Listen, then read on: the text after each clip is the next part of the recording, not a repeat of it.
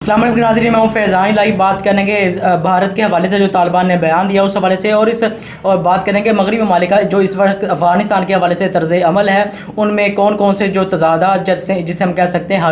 उनके बयानात में, या उनके जो एक तरह से उनका तर्ज़ अमल है उसमें कितनी हाइपोक्रेसी पाई जाती है, उस हवाले से बात करेंगे और बात करेंगे अफ़गानिस्तान की सिचुएशन के बारे में, और बात करेंगे शाह महमूद कुरैशी जो बुनियादी तौर पर उन्होंने एक इंटरव्यू दिया है, उस इंटरव्यू में जो सख्त सवालात किए गए हमारे फॉरेन मिनिस्टर शाह महमूद कुरैशी से, जो स्काई न्यूज़ के जो एंकर पर्सन थे, बुनियादी तौर पर उन्होंने अपनी तरफ से बहुत सख्त सवालात किए, लेकिन शाह महमूद कुरैशी ने बहुत आसानी से उनका जवाब दिया। और मगरब की इस हवाले से जो एक तरह से मुनाफ़क़त है वो भी हम वाज़े करने की कोशिश करेंगे। तो सबसे पहले हम बात कर लेते हैं अफ़गानिस्तान की इंडिया के हवाले से। जो हम सुहेल शाहीन हैं, तर्जमान हैं बुनियादी तौर पर, कतर के अंदर मौजूद हैं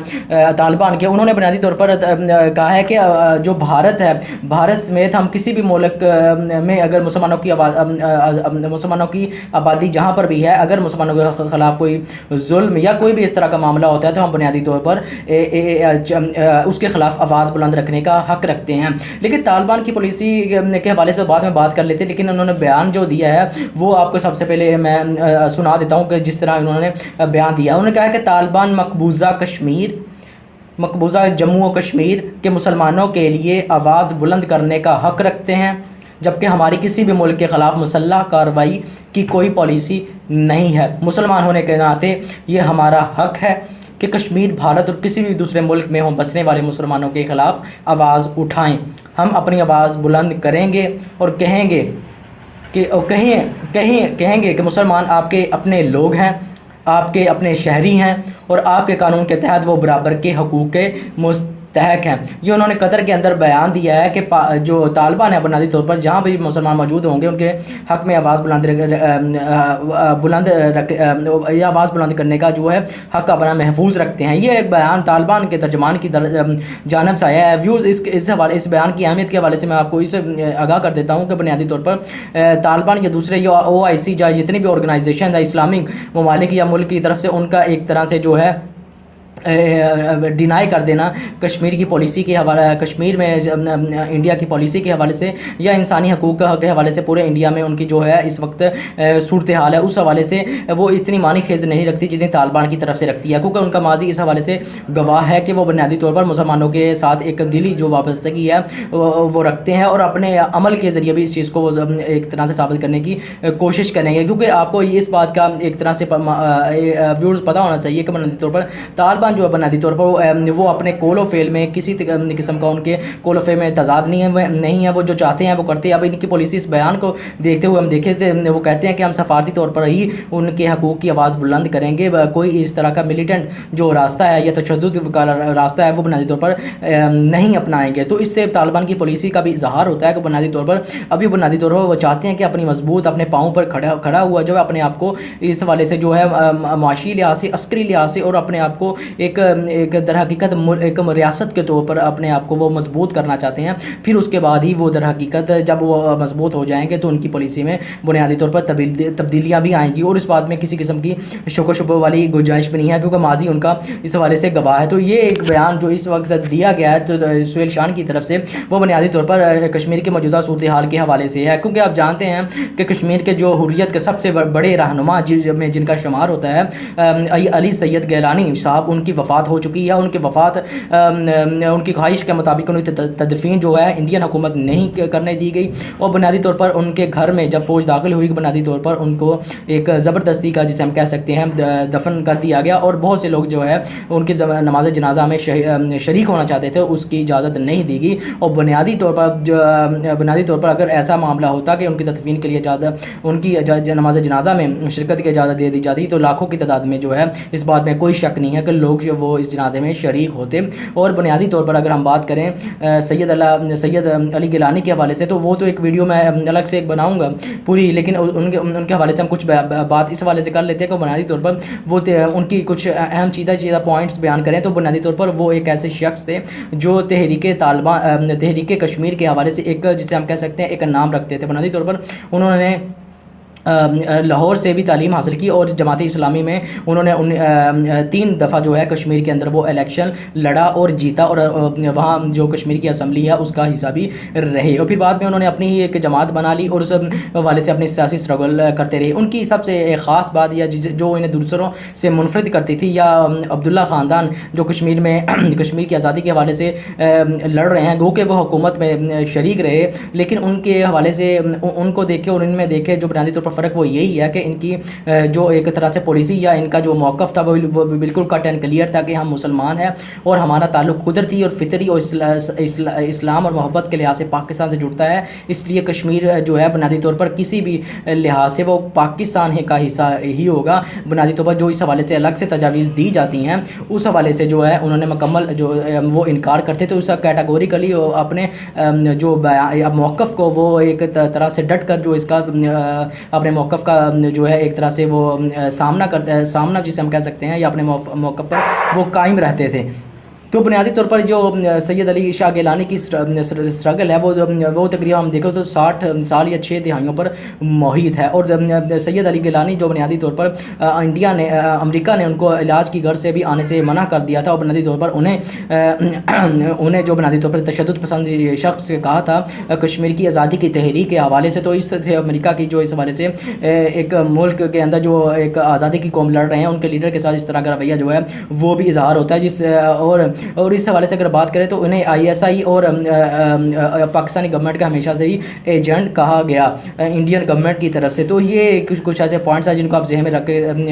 رکھ سکتے ہیں اور اندازہ لگا سکتے ہیں کہ ان کی حیثیت دوسرے یورپی ممالک یا مغرب میں اور یا انڈین حکومت کی نظر میں کیا تھی۔ تو اس حوالے سے آپ جانتے ہیں کہ جتنی مخالفت ہوگی کشمیر میں درحقیقت تو مسلمانوں کا اتنا ہی ایک طرح سے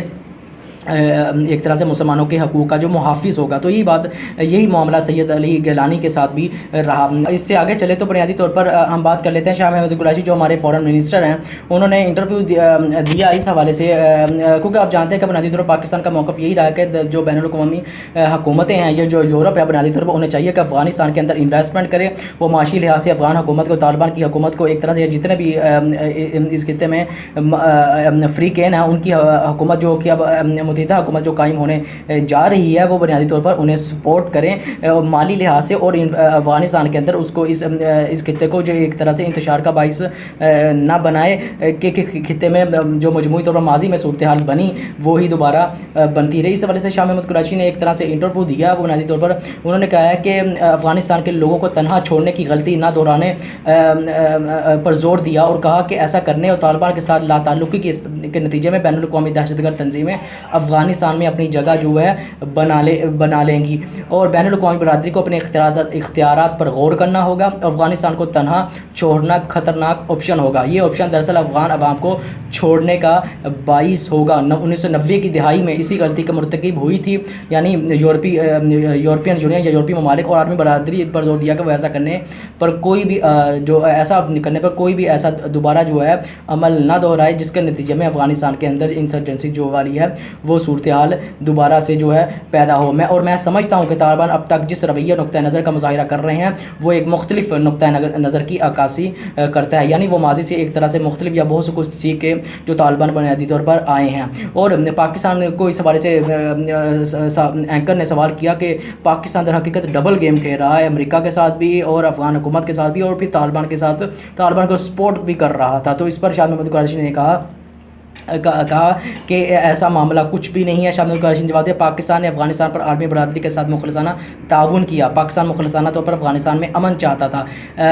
کیا پاکستان نے بھی طالبان کی حمایت کی ہے؟ اس سوال کے جواب میں وزیر خارجہ نے کہا امریکی انخلاء سے قبل افغان سیاسی قیادت اور طالبان کے درمیان دوحہ میں مذاکرات جاری تھے، اور انہوں نے دعویٰ کیا افغانستان 40 سے 45% علاقہ امریکی انخلاء سے قبل ہی طالبان کے کنٹرول میں تھا۔ تو آپ اس والے سے کس طرح کے دعویٰ کر سکتے ہیں کہ پاکستان نے طالبان کی مدد کی، حالانکہ امریکہ کی موجودگی میں پاکستان جو طالبان ہیں وہ بنیادی طور پر 40 سے 45% علاقے پر قبضہ کر چکے ہیں۔ تو آپ کو ویوز یاد ہوگا بسرحدی علاقوں پر طالبان نے سب سے پہلے قبضہ کر لیا، تو امریکہ یہاں پر ہی موجود تھا، اور گو کہ 31 اگست تک جب امریکہ بنیادی طور پر امریکہ کی کسی نہ کسی لحاظ سے افغانستان کے اندر پریزنس موجود بھی رہی ہے، تب بھی بنیادی طور پر طالبان ہے ان کا قبضہ افغانستان میں مکمل طور پر ہو چکا تھا امریکہ کی موجودگی میں۔ یہ انٹرویو تو ہم نے بیان کر دیا، لیکن ابھی کچھ ہی لمحوں پہلے جو جو ڈومینک رو برطانیہ کے وزیر خارجہ ہیں، میں اس حوالے سے آپ کو کلیئر کر دوں کہ بہت سے وزرائے خارجہ جو ان کی ایک طرح سے بات چیت ہو رہی ہے، آسٹریا کے وزیر خارجہ نے فون کیا، نیدرلینڈ کے وزیر خارجہ پاکستان میں آئی، جرمنی کے ہائیکو مارس پاکستان میں آئے، اس کے علاوہ بھی ڈومینک را برطانیہ کے وزیر خارجہ ہیں۔ اس حوالے سے وہ انسانی حقوق کے حوالے سے افغانستان کے اندر جو ان کے تھوڑے بہت بندے رہتے ہیں ان کو نکالنے کے حوالے سے وہ در حقیقت پاکستان کی مدد چاہتے ہیں، اور پاکستان اپنے اس میں بھرپور کردار ادا بھی کر رہا ہے۔ لیکن بات اصل میں یہ ہے کہ ان کی ایک طرح سے منافقت ظاہر کرنا، اس حوالے سے ظاہر کرنا ہمارا مقصد ہے بنیادی طور پر، جو انہوں نے منافقت کا طرز عمل اپنایا ہوا ہے، تو اس حوالے سے ہی بات کر لیتے ہیں بنیادی طور پر۔ جو یہ تمام وزرائے خارجہ یا یورپی ممالک کے جتنے بھی جو یہ اسپوک پرسن ہے، اسٹیک ہولڈرز بنیادی طور پر پاکستان سے ہر طرح کی مدد کا مطالبہ کرتے ہیں، اور پاکستان نے مدد انخلا میں ان کا اتنا مدد کی کہ پاکستان نے 22,000 کے قریب افغانستان سے جو لوگوں کا انخلا مکمل کروایا، اور پاکستان نے سب سے پہلے بیلجیم اور ڈنمارک ملک تھا، اس کے وہاں سے تقریباً ان کے 500 کے قریب جو ہے افراد کا انخلا مکمل کیا۔ اسی طرح یہ سلسلہ شروع ہوتے ہوتے فرانس، برطانیہ، جرمنی اور دوسرے ممالک جو یورپ کے تمام ممالک تک پھیل گیا۔ ان تمام ممالک کو پاکستان نے تمام سفریاتی سہولتیں فراہم کی، اور کراچی اور اسلام آباد کے اندر جو ہوٹلز کے اندر جو ہے رہائش، سیکورٹی اور اس طرح کے معاملات، اس سے ریلیٹڈ جتنے معاملات ہیں وہ سہولتیں بھی پاکستان نے پرووائڈ کی۔ ان تمام چیزوں کے باوجود افغانستان سے انخلا ابھی بھی پاکستان جو کروا رہا ہے ان ممالک کا، اور طالبان کی مدد سے وہ ان کی مدد اب بھی کر رہا ہے۔ اسی لیے پاکستان اسی لیے بہت سے لوگوں نے پاکستان کے ایک چیدہ مل کے حکومتی کارندوں نے پاکستان کے اس حوالے سے جو مدد بھی کی، لیکن ابھی بھی پاکستان کو بنیادی طور پر ریڈ لسٹ میں بھی رکھا گیا ہے۔ ایمنسٹی انٹرنیشنل یا پاکستان گرے لسٹ کے حوالے سے بات کریں فیٹف کی، تو وہاں بھی پاکستان کو رکھا گیا، اور ریڈ لسٹ یورپین یونین جو یورپ کے ممالک ہے، پاکستان ان کا سفر بھی نہیں کر سکتا۔ تو اسی لیے ایک صحافی نے سوال پوچھا جب نیدرلینڈ کے وزیر خارجہ کل ہمارے دفتر خارجہ میں ان کی ملاقات ہوئی، تو صحافی نے پوچھا کہ آپ ہماری یہاں پہ شکریہ ادا کر رہے ہیں کہ پاکستان نے انخلا میں بہت مدد کیا، اور پاکستان نے پی آئی اے کی ایک طرح سے تعریف کی، تو در حقیقت پاکستان کی اگر یہ پی آئی کی جو ایک طرح پرفارمنس اتنی اچھی ہے، تو یورپی ممالک میں اس کو ریڈ لسٹ میں ابھی تک کیوں ڈال رکھا گیا؟ تو وہ در حقیقت جو نیدرلینڈ کی وزیر خارجہ تھی وہ ایک طرح سے ڈگمگائی اور جواب دینے میں تھوڑا سا ایک توقف کیا، اور توقف کرنے کے بعد وہ جواب کچھ انداز سے دیا کہ اس معاملے میں میری کوئی انفارمیشن نہیں ہے۔ تو آپ اس سے اندازہ لگا سکتے ہیں کہ اس حوالے سے وہ ایک جواب جو ہے اس کا جواب دینے میں ناکام نظر آتی ہیں۔ لیکن ابھی یہ سارا طرز عمل دیکھیں، اور یورپ کی اس طرح سے پاکستان سے مدد کی اپیلیں اور پاکستان کی مدد کرنے کی مکمل یہ دہانی، اور پاکستان اس حوالے سے بہت کچھ کر سکتا ہے، اس کے بعد بھی جو در حقیقت ہے افغانستان کے اندر پاکستان کی جو یوجنا پاکستان چاہتا ہے کہ بنیادی طور پر ویورز پاکستان کیوں چاہتا ہے کہ پاکستان نے یہ موقف اپنایا ہوا ہے کہ پاکستان چاہتا ہے کہ افغانستان کے اندر تمام لوگ ہیں جو ہے مغربی ممالک یا عالمی برادری ایک ایسی حکومت قائم کرے یا طالبان کی حکومت کو تسلیم کرے۔ وہ اس لیے چاہتا ہے کہ یہی جو ممالک ہے یورپ کے، وہ بنیادی طور پر بعد میں انہوں نے ڈنڈورا پیٹنا شروع کر دینا۔ وہ ڈنڈورا کس طرح پیٹیں گے؟ وہ بنیادی طور پر اس طرح پیٹیں گے کہ جب شروع میں تو یہ اس افغانستان کے اندر حکومت کو تسلیم نہیں کریں گے، اب جب افغانستان کی حکومت کو تسلیم نہیں کریں گے تو وہاں کا اشرف غنی کے زمانے کا جو سیکولر لبرل یا طبقہ تھا بنیادی طور پر ان کو یہ جو لوگ ہیں سپورٹ کریں گے، جیسے پنچیر میں ابھی اس معاملہ اس طرح ہو رہا ہے۔ تو اس حوالے سے امریکہ کے جو کانگریس کے قانون ساز ہیں ان کی بھی اس حوالے سے، انڈیا میں بھی اس حوالے سے ان کو پنچیر میں مدد دی جا رہی ہے۔ تو اس حوالے سے جب یہ معاملہ ہوگا، پاکستان جو پالیسی اپنائی ہوئی ہے تو وہ در حقیقت ان لوگوں کو طالبان کو تسلیم نہ کرنے کی وجہ سے ان لوگوں کو مدد کریں گے، اور افغانستان کے اندر دوبارہ سے تشدد کی جو فضا ہے وہ قائم کرنے کے لیے وہ در حقیقت اپنا جو ہے وہ عمل دوبارہ سے وہی اپنائیں گے، جس کے نتیجے میں افغانستان میں امن نہیں ہوگا، اس کو صورتحال وہ مزید سے مزید خراب ہونا دوبارہ سے شروع ہو جائے گی۔ اس لیے پاکستان نے موقف یا پالیسی اپنائی ہوئی ہے کہ طالبان کی حکومت کو تسلیم کرتے ہوئے، جس میں تمام اقوام کے جو لوگ بستے ہیں یا تمام افریقن جو یا متحدہ حکومت ہے ان کو سپورٹ کرے۔ اور مغربی ممالک کا طرز عمل یہ ہے کہ وہ انخلا تو چاہتا ہے پاکستان کا، اس حوالے سے مغربی ممالک پاکستان سے مدد بھی مانگتے ہیں، پاکستان نے مدد کی بھی ہے، لیکن ابھی ان کا طرز عمل افغانستان کے معاملے پر یہ ہے کہ طالبان کو بنیادی طور پر انہوں نے سب سے پہلے تو بات کر لیتے جو امریکہ نے اس کے اثاثے انہوں نے مجمد کیے ہوئے تھے $9 بلین کے بنیادی پر، وہ سونے کی شکل میں تھا، پیسوں کی شکل میں تھے یا سرمایہ کاری کی شکل میں امریکہ کے بینکوں میں موجود تھے، اس کو منجمد کیا ہوا ہے اور اس کو انخلا کرنے سے انصاف انکار کر دیا ہے۔ یہ آج کیا ہے ان کی وزارت اسٹیٹ بینک کا ایک طرح سے بیان ہے، اسٹیٹ بینک کہہ رہا ہوں، ان کا اسٹیٹ ڈپارٹمنٹ کا ایک بیان ہے، وہ کہتے ہیں کہ بنیادی طور پر ہم ان چیزوں کو فریز ہی رکھیں کہ ان کو ریلیز نہیں کریں۔ تو اس حوالے سے رشیا کے وزیر خارجہ रशिया के नुमाइंदा खसूसी जो अफगानिस्तान में तैनात, उन्होंने हमें इस वाले से सख्त तनकीद का निशाना बनाया कि अगर आप अफगानिस्तान के अमन चाहते हो पाकिस्तान और अफगानिस्तान के हवाले से आप इतनी उसके साथ मोहब्बत या एक अच्छा सलूक रखने का दावा करते हैं, तो बुनियादी तौर पर आप उनके असासों को रिलीज़ करें और उनकी मुश्किलात में मज़ीद इजाफा न करें। तो इस तरह दूसरी तरफ मगरब की जो मुनाफ़त है वो भी जो है वो एक तरह से ज़ाहिर होती है। अब बात कर लेते हैं कि यूरोपीय ममालिक अमेरिका ने जो इन तमाम बंदों को निकाला, तो आपको पता होना चाहिए तुर्की, कुवैत, कतर, और अरब अमारात, 4-5 ये इस्लामी मुल्क है जहाँ पर बुनियादी तौर पर इन तमाम लोगों को रखा गया और 5 ही के करीब ये यूरोपीय ममालिक रखा गया, लेकिन वहाँ पर तादाद बहुत कम है। कतर में सबसे ज़्यादा है और इसी तरह दुबई में, अरब अमारात में और कुवैत और तुर्की में। तो इन ममालिक को बुनियादी तौर पर निकालने दूसरे ममालिक या यूरोपीय ममालिक में शिफ्ट करना है। तो यही वो लोग जो बुनियादी तौर पर इंसानी हकूक़ की बात करते हैं और इनखला करने के बाद उनको वहाँ पर छोड़ दिया बेयार मददगार। अब वो यूरोपीय यूनियन के करिंदों के, हालांकि यूरोपीय यूनियन का आज इजलास होना, इस वाले से मजीद जो है उनका जो लाया अमल है जो अपनाएगा अफगानिस्तान की सूरत के हवाले से वो भी सामने आएगा। लेकिन अभी उन्होंने जो सिचुएशन या सूरत हाल या मौक़िफ़ अपनाया है कि यूरोपीय यूनियन का करिंदों ने यह बयान दिया है कि हम अफगानिस्तान के बाशिंदों को, महाजरीन को यूरोप में दाखिल नहीं होने देंगे। जो अफगानिस्तान की जितनी भी ख़राब सूरत हाल है वो अफ़गानियों की अपनी पैदा करता है, हमारा इससे कोई ताल्लुक़ नहीं है। ये कोई अरसा पहले की बात नहीं है, ये कोई महीनों पहले की बात नहीं है, ये हफ्ते पहलों की बात है कि यही नाटो ममालिक जो है यूरोप ममालिक अफगानिस्तान के अंदर मौजूद थे। अफगानिस्तान से इनखला इन्होंने 3 ही हफ्ते कबल किया और अभी ये कहते हैं वहाँ पे ख़राब सूरत हाल के ज़िम्मेदार हम नहीं बल्कि अफ़गान खुद ही हैं और हम महाजरीन को जो यूरोप में दाखिल होने की इजाज़त नहीं देंगे। तो आप इससे अंदाज़ा उनकी मुनाफ़क़त अंदाज़ा लगा सकते हैं। तो इससे मौक़िफ़ जो आपने कायम करना है वो खुद ही करें, दलाइल और इन नकात को सामने रखते हुए आप पर चीज़ें जो है वाज़ेह वो हो चुकी हैं। तो इससे आपको मगरब की एक तरह से व्यूर्स मुनाफ़क़त भी ज़ाहिर होती है। एक तरफ पाकिस्तान से वो मदद मांगते हैं, दूसरी तरफ वो ये भी कहते हैं कि बुनियादी तौर पर अफ़गानिस्तान के अंदर जो है इंसानी हकूक़ के ख़िलाफ़ आवाज़ उठाते हैं और दूसरी तरफ वो ये भी कहते हैं अफ़गानिस्तान के अंदर जो मुंजमद करेंगे उनके असासे और अफ़गानिस्तान के अंदर जो तालिबान की जो है ADB हो, बैंक हो या वर्ल्ड बैंक हो, उनके जो प्रोग्राम थे उनको भी रोकेंगे और तालिबान की मदद भी नहीं करेंगे, उनकी हुकूमत को तस्लीम भी नहीं करेंगे, यानी ज़्यादा उनको नुकसान पहुंचाएंगे। लेकिन दूसरी तरफ वो पाकिस्तान से मदद भी मांगेंगे, इनखला में पाकिस्तान मदद करे और जो तारकीन वतन है जिनको छोड़ दिया गया है इन ममालिक में बुनियादी तौर पर उनको भी कबूल करने से वो इनकार करते हैं। तो इससे जो एक तरह से उनकी मुनाफ़क़त जो है वो ज़ाहिर होती है और साफ पता चलता है कि बुनियादी तौर पर वो यही चाहते थे, उनका यही मकसद था कि अफ़गानिस्तान के अंदर अमन ना हो। दर हकीकत जो है तालिबान जो इस्लामी हुकूमत की मूवमेंट वो लिखे उठे हैं कि दर हकीकत अल्लाह के निज़ाम को नाफिज़ करना चाहते हैं अफ़गानिस्तान को, कि दुनिया में किसी भी खिते में ऐसा निज़ाम जो बुनियादी तौर पर अल्लाह के नाम से एक मुल्क के अंदर नाफिज़ हो कहीं भी नहीं है। तो